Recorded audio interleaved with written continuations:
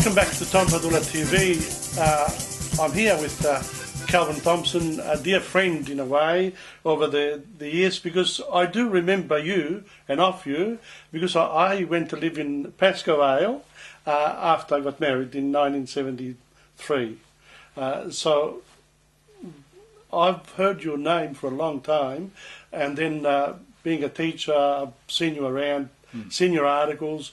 You've also were very well known for your interest in the environment and everything local. But let's go back to what we were saying before about the deregulation of the currency. Yes, the economic reforms of the Hawke years essentially took Australia into the international economy. Of course, we've had this phenomenon of globalisation, so it's hardly unique to Australia, but we had deregulation of various financial controls on the banks and financial institutions, lowering of tariffs, and these things exposed Australia to the world economy. Some of the impacts of this proved very difficult, including some of the impacts here in the electorate of Wills, impacts on manufacturing industry like textiles, clothing and footwear, which were adverse. But in terms of Australia's overall economic... But they were going that way already. I mean, that was the problem during the Fraser years, that they realised that those... the traditional manufacturing was going. In other words, people were losing money and the government was backing them up. It is true that international forces at work have made it difficult for some Australian manufacturers to compete, and textiles, clothing and footwear is a pretty classic example of that. The overall economic impact of the deregulation for the Australian economy has been positive, and it's enabled the Australian economy to be more resilient in difficult times. So we've been less susceptible to economic shocks than we were previously, and you've seen this most recently in the global financial crisis. But how do you explain the end of the 80s after the big boom? Sure. Then we had that wonderful period of reconsideration. We sort of realised that we'd done the right thing here in the early 90s. So what happened there? We had an economic recession which in part was brought about as a consequence of the 1987 stock market collapse. People were expecting the economy to go south when the stock market crash of 1987 happened, but it took a while to roll through. For Australia, we had various financial institutions in Victoria, Pyramid Building Society and the State Bank and so on, which did end up suffering as a consequence of that, but it took a while to roll through. And you saw that happening, you saw recession happening in that 1990-91 period. And at the same time, economic restructuring, lowering of tariff barriers and so on did have an impact on... And Labor governments were going into the red in some ways. Yes, that's true. That you had state Labor governments that were finding it difficult to balance the books, and so Australia went through a difficult economic period and the Labor Party went through a difficult political period. So democracy works, because when one foot is not working very well, then the other one takes over, and therefore we have the 90s and looking at the progress that had been made over 20 years, but then a few breaks were put on by some politicians. Yes. One of them was our Premier. Yes. Well, Kennett was, he was a leader in that sense. That is right, and obviously the period when Victoria switched to Jeff Kennett was a time of very significant political upheaval. Jeff Kennett was a pretty radical politician. He engaged in a lot of changes, dramatic changes. One of the interesting things about politics, I think, Tom, is that it's often important for a country or a state or a community to have a clear direction. And although I disagreed with a great deal of what Jeff Kennett did, there's no doubt that during that period Victoria had a clear direction, and there were some advantages from that, and we certainly were able to balance the books. They weren't in as bad a shape as the Liberals always made out, but we were able to balance the books and so we It's a we, bit like we had a clear families direction. today. They a lot of debt around, so you have to pull back a little bit. That is- And what Jeff Kennett did was pull back quite a lot. He did. And then as a result of that, of course, you'll have more money.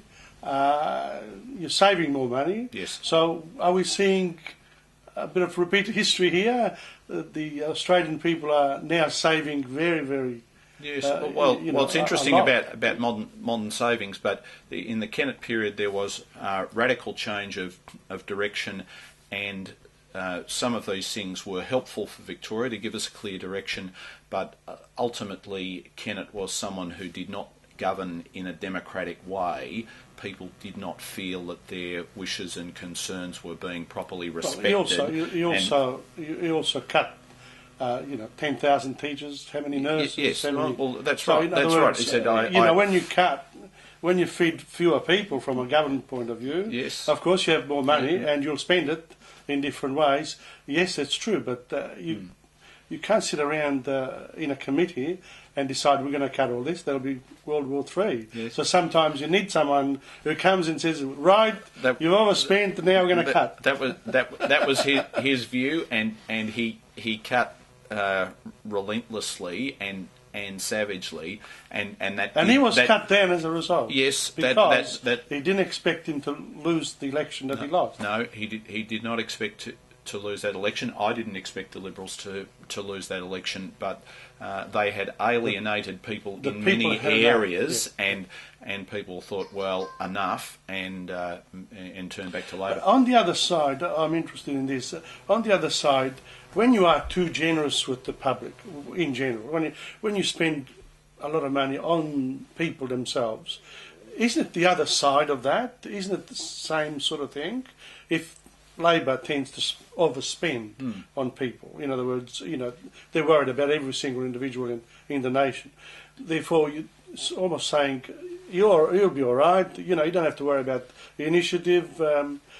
We will look after you. Yes. Isn't that the other side of what Kenneth did in a way? I think that governments have to balance the books. There is no way around this, and you see what's going on in European countries or the United States and so on. Yes, absolutely, as a consequence of failure to balance the books. So I am in favour of governments balancing the books. If they don't do it, there will be problems down the road. And yes, I'm also in favour of people balancing the books. We've had, you were mentioning about household spending and saving. We've gone through a period where spending was high. People are pulling back on that now. The household savings ratio has gone into positive territory and is increasing.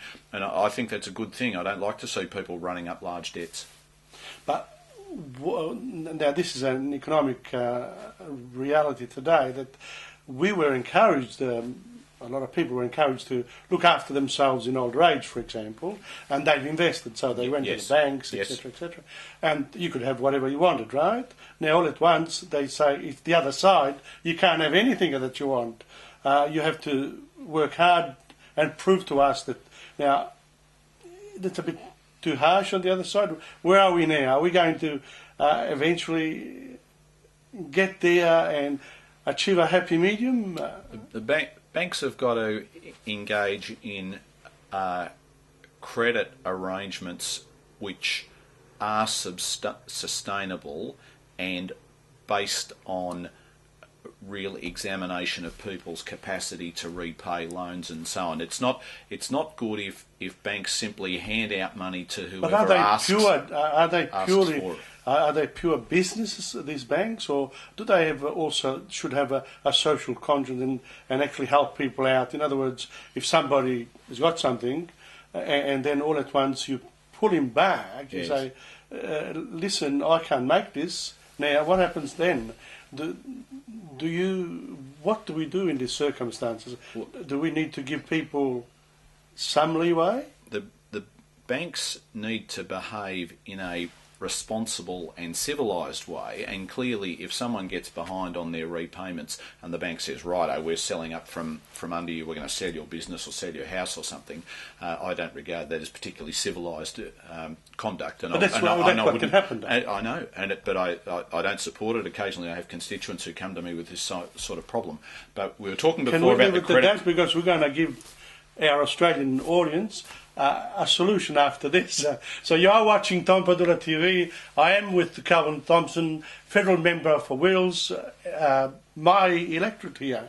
And he represents me as well, and I'm very, very happy to see him because I regard him as a wonderful politician for the area.